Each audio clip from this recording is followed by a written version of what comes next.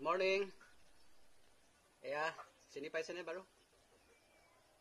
এয়া হৈছে চাবা স্নেক গ্ৰাছ। হয়তো বহুতে চিনি নাপাবও পাৰে।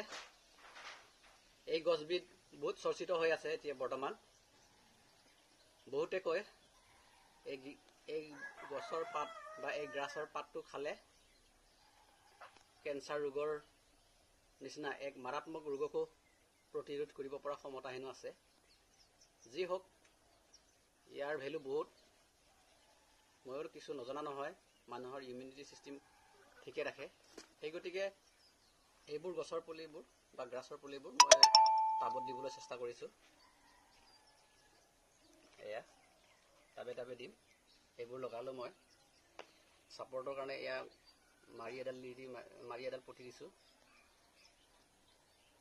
Thank U.